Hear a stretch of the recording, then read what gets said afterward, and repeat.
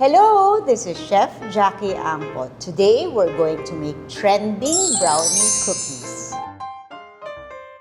For the brownie cookies, we melt our Beryl's chocolate coins with our Arla butter. Once it's fully melted, set aside. In another bowl, beat your egg and brown sugar until light. Fold this into your chocolate mixture. Mix together your dry ingredients, flour, Beryl's cocoa powder, baking powder, and salt. And add this to your batter. Chill until it is scoopable without spreading. Okay, scoop onto parchment-lined trays. Bake for 6 to 8 minutes.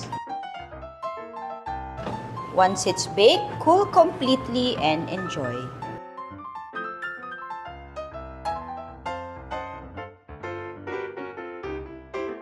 Trending talaga ang cookie na to, and it's easy enough for kids and teens to make.